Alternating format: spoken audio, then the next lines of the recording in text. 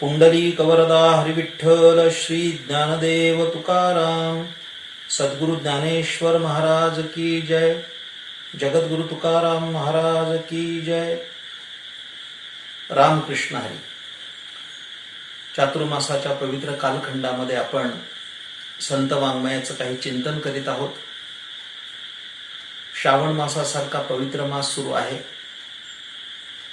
आज माझ्या समोर संत श्रेष्ठ जगद्गुरु तुकाराम महाराज यांचा अभंग आहे. तुकाराम महाराज हे वारकरी संप्रदायाच्या भक्ती मंदिराचे कळस आहेत. संत बहिणाबाईंनी असं वर्णन केलंय, भजन करा सावकाश तुका झालासे कळस, बहिणी फडकते ध्वजा निरूपण केले ओजा. जगद्गुरु संत तुकाराम महाराजांची अभंगवाणी प्रसिद्ध आहे. या अभंगवाणीतील एक महत्वपूर्ण आणि प्रसिद्ध असा अभंग माझ्या समोर आहे. तो असा आहे, संत समागम एखादी परी व्हावे त्याचे द्वारी श्वान याती, तेथे रामनाम होईल श्रवण घडेल भोजन उच्चिष्ठाचे, कामारी बटीक सेवेचा सेवक दीनपणे रंक तेथे भले, तुका म्हणे सर्व सुख त्या संगती घडेल पंगती संतांची. एक अत्यंत महत्वपूर्ण असा विचार या अभंगामध्ये तुकोबारे आपल्याला देतात. याच्यामध्ये संतांच्या संगतीचं महत्व सांगितलेलं आहे. आजच्या प्रवचनातून एक मी महत्वाचा संदेश देऊ इच्छितो आपणा सर्वांना. मनुष्याचं जीवन घडतं हे संगतीनं आणि बिघडतं तेही संगतीनं. जगद्गुरु संत तुकाराम महाराजांचा एक प्रसिद्ध असा अभंग आहे, पतन उद्धार संगाचा महिमा त्यजावे अधमा संत सेवी. एखाद्या मनुष्याचं पतन झालं तर त्याला संगतच कारणीभूत असते, आणि एखाद्या मनुष्याचा उद्धार झाला तर त्याला संगतच कारणीभूत असते. अर्थात संगतीचे परिणाम हे दूरगामी असतात. भगवत पूज्यपाद संत डोंगरेजी महाराज त्यांच्या भागवत कथेमध्ये असं सांगत असत, संग का रंग लगता है संग ना करे. अत्यंत सुंदर असा उपदेश ते करत असत. संग का रंग लगता है, ज्या संगतीत माणूस जातो त्या संगतीचे परिणाम त्याला भोगावे लागतात, चांगले आणि वाईट देखील. ज्या संगतीत मनुष्य राहतो त्या संगतीचे परिणाम त्याच्यावर होतात. ते साधक असतात, ते बाधक असतात. त्या साधक आणि बाधक गोष्टीचा आपण विचार करूया. त्यातून संतांची संगत किती महत्वाची आहे याचा विचार आपण करणार आहोत. पहिली गोष्ट, संगतीचा परिणाम कसा बाधक असतो. मी आत्ताच आपल्याशी संवाद करून आलो की संगतीनं मनुष्य घडतो आणि संगतीनं मनुष्य बिघडतोय. पुराणातली 2 उदाहरणं माझ्या समोर आहेत. अगदी एका वाक्यात मी आपल्याला ती सांगणार आहे. संगतीने माणूस कसा सुधारतो आणि संगतीने कसा बिघडतो याची ही उत्तम 2 उदाहरणं आहेत. आपण सर्व श्रोते बहुश्रुत आहात, हे प्रवचन ऐकत आहात. आपण विचार करा, पुराणातली ही 2 उदाहरणं किती मौलिक संदेश देऊन जातात. अजामेळ हा पातकांचा राशी, पण तो संगतीनं बिघडला. तो मुळात ब्राह्मण कुलोत्पन्न, अत्यंत चांगल्या कुळात त्याचा जन्म झाला, पण तो पापराशी ठरला, पापाचा धणी झाला. याचं कारण तो संगतीनं बिघडला. आणि महापातकी चांडाळ असणारा वाल्या कोळी हा संगतीनं सुधारला. केवळ देवर्षी नारदांची संगत झाली. अर्धक्षण घडता संताची संगती, तेणे होय तुटी महत पापा, असं नाथबाबा बोलतात. अर्धक्षण जरी संतांची संगत झाली, एखाद्या सत्पुरुषाची भेट झाली, तर तेणे होय तुटी महत पापा. आपल्या आयुष्यात जे काही पाप केलं असेल त्या पापाचा नाश होतो. म्हणून संतांच्या संगतीत गेलं पाहिजे. दुर्जनाच्या संगतीत गेलं तर काय होतं, तो कसा असतो. मी आजवर अनेक महापुरुषांचं ऐकलं. तो चांगला योग आला. वारकरी संप्रदायाचे एक महान सत्पुरुष होते, वैकुंठवासी श्रद्धेय गुरुवर्य रामचंद्र महाराज नागपूरकर. त्यांची कीर्तन ऐकायचा योग आला. ते त्यांच्या कीर्तनामध्ये असं म्हणत असत की विंचवाच्या नांगीमध्ये विष असतं.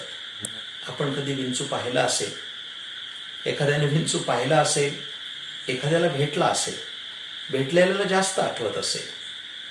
एखाद्याने विंचू जर पाहिला तर त्याला लक्षात येईल की विंचवाच्या मागच्या बाजूला अशी नांगी असते, ती अशी दुमडलेली असते आणि त्या नांगीच्या शेवटी अशी टोकदार, अशी अणकुचीदार अशी दंश करण्यासाठी योजना असते. ती नांगीमध्ये विष असतं. विंचू तसा पूर्ण अंगामध्ये त्याच्या विष नसतं, त्याच्या नांगीमध्ये विष असतं. पण तुकोबारायचं वर्णन असं आहे, तुका म्हणे विंचवाची नांगी तैसा दुर्जन सार्वांगी. तुकोबाराय बोलतात विंचवाच्या नांगीमध्ये विष असतं, पण दुर्जनाच्या सर्वांगात विष असतं, हे लक्षात ठेवा. पण तुकोबारायचं एक प्रमाण अत्यंत सुंदर आणि ते मला आवडतं. तुकोबाराय वर्णन करतात, पतन उद्धार संघाचा महिमा त्याजावे अधमा संत सेवी. किती सुंदर चिंतन केलं. माणसाचं पतन झालं तर ते संगतीनं होईल आणि उद्धार झाला तर तो संगतीनंच होईल. पतन उद्धार संघाचा महिमा त्याजावे अधमा संत सेवी. आणि म्हणून नेहमी संतांची संगत करावी, दुर्जनाची करू नये. रामचंद्र महाराजांचं उदाहरण देत होतो. बोलता बोलता थोडा बाजूला गेलो. ते असं म्हणायचे की विंचवाच्या नांगीमध्ये विष आहे आणि दुर्जनाच्या सर्वांगात विष आहे. आणि विंचवाची नांगी तोडता येते. खेड्यातल्या लोकांना माहीत असेल, गुरं राखायला जी मुलं जातात ती जरा खोडसाळच असतात, बुद्धिमानही असतात. पण ती काय करतात, विंचू सापडला तर कुऱ्हाडीने त्याची नांगी तोडतात आणि एखाद्याच्या अंगावर टाकून त्याची फजिती झाली म्हणून हसतात. दृष्टांत संपला. तो जो विंचू आहे, नांगी तोडली की तो निरुपद्रवी आहे. पण विंचवाची नांगी तोडता येते कारण त्याच्या फक्त नांगीत विष आहे. दुर्जन माणसाच्या सर्वांगात विष आहे, त्याला तोडायचा कुठं हा प्रश्न आहे. रामचंद्र महाराज सांगत असत की विंचवाची नांगी तोडता येते, पण सज्जनाला तसा प्रत्यक्ष तोडता येत नाही. पण त्याच्यापासून आपण किती अंतरात राहायचं हे कळलं की प्रश्न मिटला. पण दुर्जनापासून लांब राहिलं पाहिजे, त्याच्या संगतीचे वाईट परिणाम आपल्यावर होऊ शकतात. एक अत्यंत चांगला दृष्टांत मी समोर ठेवणार आहे. हे माझं अनुभवाचं चिंतन आहे, ऐकण्याजोगं आहे. मी एकदा माझ्या मित्राकडे गेलो होतो. त्याचं सराफी दुकान. त्याने मला सहज विचारलं, महाराज तुम्हाला हिरा बघायचा आहे का हो? तर म्हटलं हरकत नाही बघायला. मग त्याने मला तो हिरा दाखवला. पण तो हिरा एका सुंदर पेटीमध्ये ठेवला होता. त्या पेटीत एक पितळी डबी होती, त्याच्यात एक चांदीची डबी होती, त्याच्यात एका वस्त्रात तो गुंडाळून ठेवला होता. तर मी त्या माझ्या मित्राला विचारलं की एवढा संदुकीत ठेवायचं कारण काय, एवढी तरतुदीत ठेवायचं कारण काय? तो म्हणाला, महाराज हिऱ्याची पारख तुम्हाला आहे का? हिरा ओळखायचा कसा? त्याचं वैशिष्ट्य असं आहे, तुकोबारायच्या भाषेतच सांगायचं झालं तर हिरा ठेविता ऐरणी, वाचे मारिता जो घणी, तोच मोल पावे खरा, करडीचा होय चोरा. हिरा ओळखायचा असेल तर तो ऐरणीवर ठेवायचा आणि त्याच्यावर घणाने टोला मारायचा. खोटा असेल तर त्याचा चुरा होतो आणि खरा असेल तर तो ऐरणीमध्ये नाही तर घणामध्ये जाऊन बसतो, तो फुटत नाही. मग मी त्यांना विचारलं की जर एवढा कठीण हिरा आहे जो घणाने फुटत नाही, मग तो या पेटीमध्ये का ठेवलाय? तो हसून म्हणाला, तसं नाही महाराज, याच हिऱ्याला ढेकणाचा स्पर्श झाला तर तो हिरा फुटतो. तुकोबरायचा एक अभंग आहे. ढेकणाच्या संगे हिरा जो भंगला, कुसंगे नाडला साधू तैसा. याचा वाच्यार्थ घ्यायचा नाही. कधी कधी या अभंगाचं चिंतन करताना मला असं नेहमी वाटत आलंय की खरोखर एक ढेकणाचा आणि हिऱ्याचा संयोग झाला तर हिरा फुटत असेल काय? खरोखर हिरा फुटत असेल काय? आता हे केव्हा सिद्ध होईल? प्रयोगाच्या अंती सिद्ध होईल ना. मला असं वाटतं कधी कधी की हा प्रयोग मी करणार आहे. म्हणजे हिरा आणि ढेकूण यांना एकत्र आणणार आहे. ढेकूण पुष्कळ आहे, पण हिरा देतोय का पाहतोय. विनोदाचा भाग सोडून द्या, पण असा कोणी प्रयोग करणार नाही. पण तुकोबारायच्या वचनावर आपला विश्वास आहे. तुकोबाराय म्हणतात, ढेकणाच्या संगे हिरा जो भंगला, कुसंगे नाडला साधू तैसा. या चरणाचा लक्षार्थ असा घ्यायचा की ढेकणाच्या संगतीने हिरा फुटतो. तो हिरा फुटला तर फुटू देत. शिर सलामत तो पगडी 50. आपण दुसरा हिरा घेऊ शकतो. पण देवाने हा नरदेहाचा हिरा दिलाय, त्याचं मूल्य किती आहे ते मूल्य आपण करू शकत नाही. इतका मूल्यवान देवाने हिरा दिलाय. तो हिरा सांभाळण्यासाठी त्या व्यापाऱ्याने किती तरतूद केली. मग हा हिरा सांभाळायचा असेल, असला हिरा संध्याकाळी दारू पिणाऱ्यांच्या संगतीत जर हिंडत असेल तर तो ढेकूण हा हिरा फोडून टाकेल, जो परत मिळणार नाही. म्हणून माझ्या प्रिय श्रोत्यानो, हा हिरा शाबूत राहावा वाटत असेल, हा फुटू नये असं वाटत असेल तर याच्यावर गळ्यात तुळशीची माळच घातली पाहिजे आणि या हिऱ्याचं संरक्षण केलं पाहिजे. संगतीचे वाईट परिणाम होतात. मी अनेकदा अनेक कीर्तनामध्ये दृष्टांत दिलाय की किती परिणाम वाईट होतात. एक इसम ताडाच्या झाडाखाली उभा होता.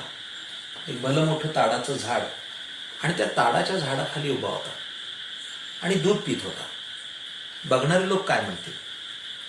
बघणारे लोक असाच अंदाज करतील की तो ताडी प्याला. माझा एक प्रश्न आहे की जर तो दूध प्याला तर त्याच्यावर ताडी प्याल्याचा आरोप का आला? तर त्याचं उत्तर एवढंच आहे, त्या झाडाची संगत. माझा एक प्रश्न असा आहे, नुसता झाडाखाली उभा राहिला तर तो बदनाम झाला. मग तू चौकात कोणाबरोबर उभा राहतो याचा विचार कर. त्याच्यावर लोक तुला मोजतील. इतके संगतीचे परिणाम दूरगामी आणि अत्यंत बाधक अशा स्वरूपाचे आहेत. साधक कसे असतात परिणाम, त्याचाही विचार केला पाहिजे. एक प्रसिद्ध दृष्टांत आहे. एक साधू गावातून फिरत निघाला आणि तो नेमका कुंभारवाड्यात आला. ते कुंभाराच्या दारामध्ये त्यांनी पाहिलं अशी गाडगी मडकी लावलेली होती. पण त्याचं लक्ष गेलं की एका देवळीमध्ये असं एक छोटंसं गाडगं ठेवलं होतं. तर त्या साधूने विचारलं की ते बाजूला का ठेवलंय? तर त्या कुंभारदादाने सांगितलं की ते जे मडकं आहे त्याला छिद्र पडलंय, म्हणजे त्याला लहान भोग पडलंय आणि कोणा गिरायकाची फसवणूक होऊ नये म्हणून ते बाजूला ठेवलंय. साधूनं सांगितलं ते मडकं मला द्या. वास्तविक ते मडकं बाद होतं. काही त्या मडक्याचा उपयोग नव्हता. अत्यंत टाकाऊ मडकं, म्हणजे संसाराच्या योग्यतेचं नाही, दूध ठेवण्याच्या योग्यतेचं नाही, पाणी ठेवण्याच्या योग्यतेचं नाही. तो कुंभार म्हणाला, आपण साधू पुरुष आहात, सत्पुरुष आहात, मी तुम्हाला चांगलं मडकं देतो. नाही म्हणाले, तेच मडकं दे. अखेर शेवटी साधूनं ते मडकं बाद असताना सुद्धा घेतलं. ते मडकं घेऊन तो साधू सरळ गावाच्या बाहेर गेला. गावाच्या बाहेर एक स्मशान होतं. तिथं महादेवाचं सुंदर मंदिर होतं. त्या मंदिरामध्ये तो साधू गेला. सुंदर शिवलिंग होतं. त्या शिवलिंगावर ते मडकं टांगलं आणि त्याला दोरी बांधून टांगून त्याच्यामध्ये पाणी सोडलं. अनायसे त्याला छिद्र होतं. थेंब थेंब पाणी शिवलिंगावर पडू लागलं. आता काय झालं? येणारे जाणारे जे भाविक होते ते यायचे, शिवलिंगाची पूजा करायचे आणि त्या मडक्याचंही दर्शन घ्यायचे. गोष्ट संपली माझी. एक बाद मडकं, एक वाया गेलेलं मडकं. पण नुसतं साधूचा हात लागला तर साधूचा हात लागता क्षणी त्या मडक्याचं जीवन बदललं आणि ते अभिषेक पात्र झालं. हा कशाचा परिणाम आहे? हा केवळ संगतीचा परिणाम आहे. पण येन केन प्रकारेण संतांच्या संगतीतच गेलं पाहिजे हे लक्षात ठेवा. तुकोबाराय म्हणून पहिल्या चरणामध्ये असं वर्णन करतात, संत समागम एखादी परी व्हावे त्याचे द्वारी श्वान याती. तुकोबाराय वर्णन करतात की कोणत्याही पद्धतीने संतांच्या संगतीत जाण्याचा योग आला तर तिथं जावं, भले त्यांच्या द्वारा श्वान व्हायचा योग आला. आता सुद्धा कुत्री भुकण्याचा आवाज येतोय, पण हे जे कुत्र आहे, संतांच्या दारात जर आपण गेलो तर कुत्रा व्हायचा योग आला तरी व्हावं, याचा वाच्यार्थ घ्यायचा नाही. कुत्रा म्हणजे कुत्रा नाही, कुत्र्याच्या जातीनं राहावं. त्या कुत्र्याला 2 गुण आहेत, आपल्याला कधी पाहायला मिळाले असतील. त्याला कुत्र्याचा पहिला एक सद्गुण आहे, कुत्रा हा प्रामाणिक आहे. ज्याची भाकरी खाईल त्याचीच चाकरी करेल. याच्यातून संदेश तुकाराम महाराजांना द्यायचा आहे की आपण संतांच्या घरी गेलो, एखाद्या सत्पुरुषांच्या सानिध्यात गेलो तर त्याची मनोभावेच सेवा केली पाहिजे. ज्ञानेश्वरी बोलते, ते ज्ञान पैगा बरवे जरी मनी आथी आणावे तरी संताया भजावे सर्वस्वेसी. जे ज्ञानाचा पुरठा ते तर सेवा हा दारवंटा, तो स्वाधीन करी सुभटा ओळखोनी. तनू मनू जीवे चरणासी लागावे आणि अगर्वता करावे दासे सकळ. मग अपेक्षित जे आपुले ते सांगता ती पुशिले, जेणे अंतःकरण बोधिले संकल्पानये. तनू मनू जीवे चरणासी लागावे. त्या संतांची अत्यंत मनोभावी सेवा करावी, म्हणजे प्रामाणिक दास व्हावं असा त्याचा अर्थ आहे. कुत्र्याचं दुसरं एक वैशिष्ट्य असं आहे की आपण जेवायला बसलो की दारामध्ये कुत्रा येतो आणि तो आपल्याकडे जेवणाकडे असं एकटक बघत राहतो आषाढभूत नजरेनं. आपण आपल्या ताटातली भाकरी टाकली की ती खातो, आपल्याला वाटतं त्याने जावं, पण तो जात नाही. तो असा टोकतच उभा राहतो. मग आपल्याला राग येतो, मग आपण त्याला हाकलून देतो, प्रसंगी त्याला मारतो. एखादी व्यक्ती त्याला शिव्या पण घालते, अपमानित करते. पण ते कुत्र तिथं जागेच हालत नाही, जरी निघून गेलं तरी परत येतं. गोष्ट लांबवण्यात काही तात्पर्य नाहीये. तो कुत्रा त्या मालकाशी इतका प्रामाणिक असतो की त्या मालकाने टाकेल ते खातो. त्याने अपमान केला, रागावला, शिव्या घातल्या, हाकलून दिलं, तरी तो कुत्रा त्या मालकाचा उंबरा सोडत नाही. माझ्या सर्व श्रोत्यांनी हे लक्षात ठेवा की कदाचित आपण संतांच्या घरी गेलो, त्याने आपल्याला रागावले, आपल्याला काही टाकून बोलले, आपल्याला हाकलून दिलं, आपला अपमान केला, तर त्या संत मायबापांचा आपण उंबरा सोडू नये. कारण झालं तर त्यांच्याच जवळ कल्याण होईल, कारण ज्ञानाचं ते कोठार असतं. हे मायबाप श्रोत्यांनी लक्षात ठेवावं. येन केन प्रकारेण संतांचा सहवास घडावा, भावे त्यांचे द्वारी श्वान याते. आणखी 3 पर्याय तुकाराम महाराजांनी या अभंगाच्या तृतीय चरणात सुचवले.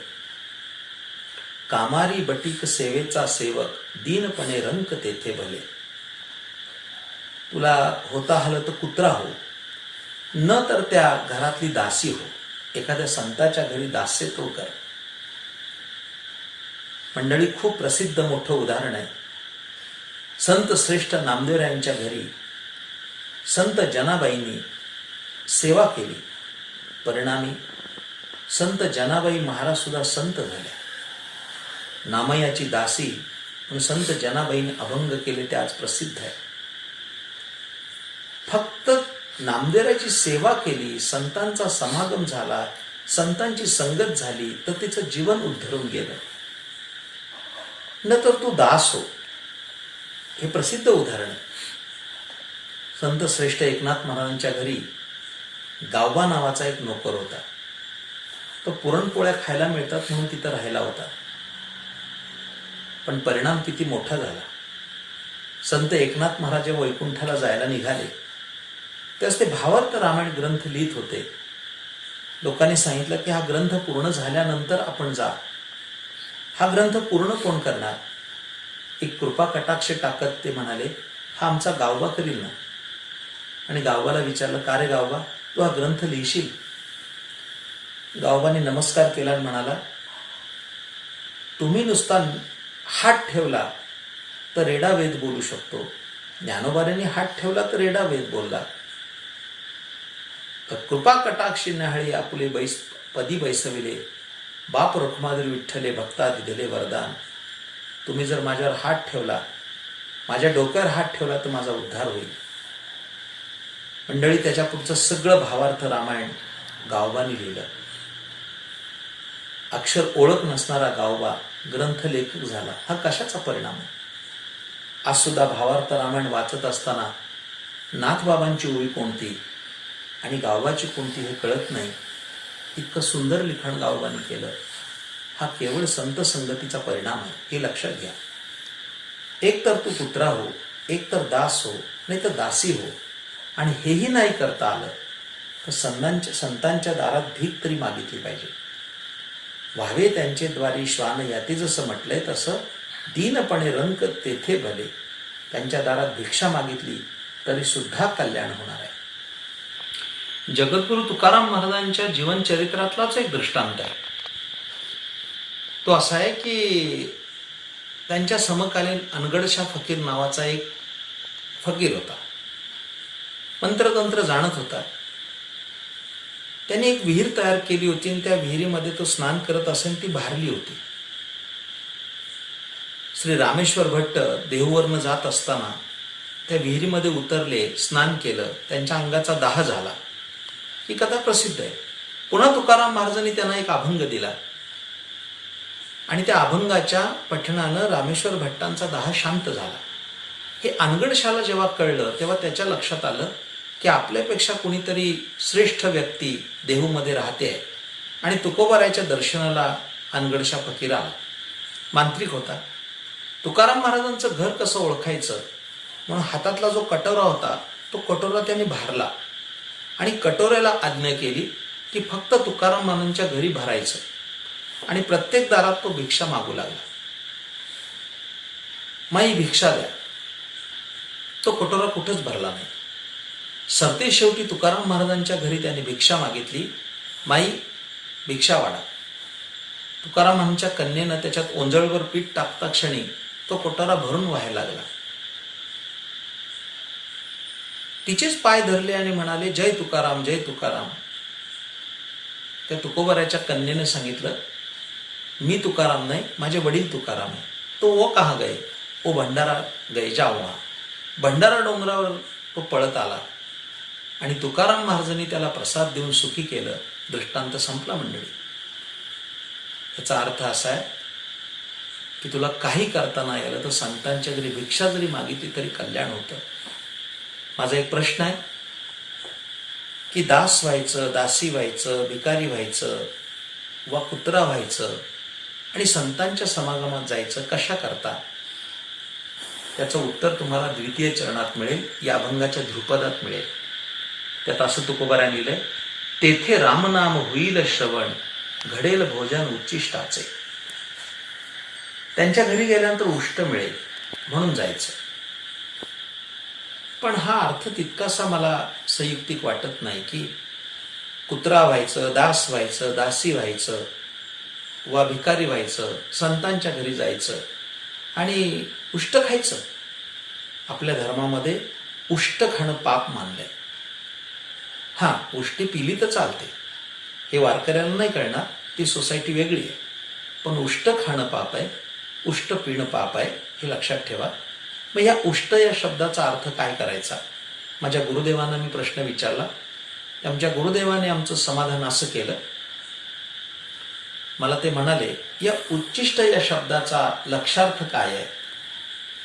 ते म्हणाले, ताटामध्ये जे अन्न असतं, वरण भात भाजी पोळी, हे उष्ट नसतं, पण त्याला मुखाचा स्पर्श झाला की त्याला उष्ट असं म्हणतात. म्हणजे आपल्या ताटामध्ये वरण आहे, भात आहे, भाजी आहे, पोळी आहे, ते ताट वाढल्यानंतर ते उष्ट नाही, त्या अन्नाला तोंडाचा स्पर्श झाला की त्याला उष्ट म्हणतात. मग या न्यायानं तोंडाचा स्पर्श होईल ते जर उष्ट असेल तर संतांचं उष्ट कोणतं? तर त्याचं उत्तर असं, त्यांच्या मुखाचा स्पर्श होऊन जी अक्षर बाहेर पडली ही अक्षर म्हणजेच त्यांचं उच्चिष्ट आहे. अर्थात ज्ञानेश्वरी हे ज्ञानोबरायचं उच्चिष्ट, गाथा हे तुकाराम महाराजांचं उच्चिष्ट, हरिपाठ हे ज्ञानोबरायचं उच्चिष्ट. त्यांच्या मुखातून बाहेर पडलेला राम नामाचा शब्द ऐकणं हे महत्वाचं आहे. संत परंपरा खूप मोठी आहे मंडळी. एक एक अद्वितीय रत्न त्यामध्ये झाली. त्याच्यामध्ये काशी शहरामध्ये संत कबीरदास नावाचे फार मोठे सत्पुरुष होऊन गेले उत्तर भारतामध्ये. त्यांची कथा आहे. कबीरनाथ महाराज ज्या वेळेला परमार्थाला लागले त्या लोकांनी त्यांना सांगितलं की आपण गुरु करून घ्या. त्यांचंच एक वचन आहे, पाणी पिना छान के और गुरु करना जान के. त्या काळामध्ये रामानंद स्वामी नावाचे सत्पुरुष होते. त्यांच्याकडे ते अनुग्रह मागायला गेले आणि त्यांना सांगितलं की मला मंत्र दीक्षा द्या. रामानंद स्वामी म्हणले मी तुम्हाला मंत्र देणार नाही. कबीरदास तिथंच हटून बसले. 1-2 दिवस नाही, 6 महिने झाले, पण रामानंद स्वामींनी त्यांना काही मंत्र दीक्षा दिली नाही. कबीर म्हणाले मैं मंत्र पाकर ही रहूंगा. 6 महिन्यानंतर त्यांच्या लक्षात आलं अभी उंगली टेढ़ी करनी पड़ेगी, सीधी उंगली से घी निकलने वाला नहीं है. रामानंद स्वामींची दिनचर्या त्यांनी पाहिली. त्या त्यांच्या लक्षात आलं की पहाटे 4 वाजता रामानंद स्वामी गंगेच्या स्नानाला जातात. पहाटेच्या समयाला रामानंद स्वामी स्नानाला गेले, पण अंधाराचा फायदा घेत गंगेच्या घाटाला ज्या पायऱ्या होत्या त्या पायरीवर कबीरदास एका झोपून राहिले. रामानंद स्वामींनी स्नान केलं आणि सवयीनं त्या अंधारात पायऱ्या चढत आले. एका पायरीवर त्यांचा पाय पडला. ती पायरी त्यांना गरम आणि नरम लागली. दचकून रामानंद स्वामींनी मागे सरकून सवयीनं त्यांच्या तोंडातून एक शब्द बाहेर पडला, राम.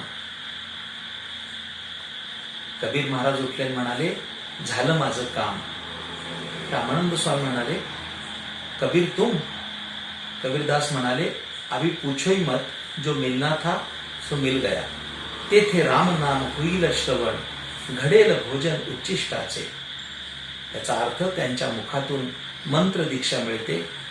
तुकोबाराय म्हणतात तुका म्हणे सर्व सुख त्या संगती, घडेल पंगती संतांची. त्यांच्या संगतीत तो लाभ होतो. संत कबीरदास महाराजांचंच एक वचन आहे. ते असं म्हणतात संत संग के 3 गुण.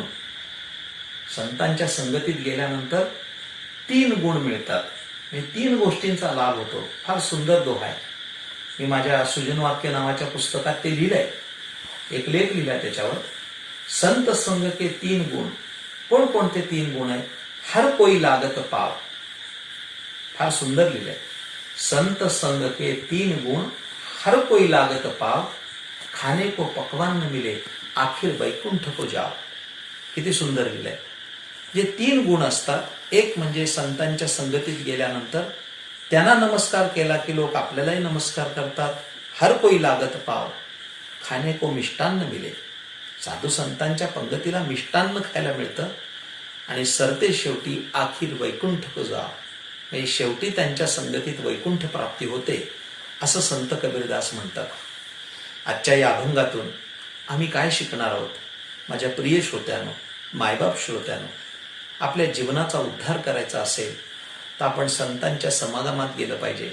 साधू संतांची आपल्याकडनं सेवा घडली पाहिजे. असा संतांचा सहवास आपल्या सर्वांना लाभो आणि आपल्या जीवनाचा उद्धार व्हावा अशी शुभकामना व्यक्त करतो. आणि आजचं वाक्पुष्प या ठिकाणी मी थांबवतो. झालेली सेवा सद्गुरु चरणावर समर्पित. रामकृष्ण हरी. पुंडलिक वरदा हरी विठ्ठल. श्री ज्ञानदेव तुकाराम. सद्गुरु ज्ञानेश्वर महाराज की जय.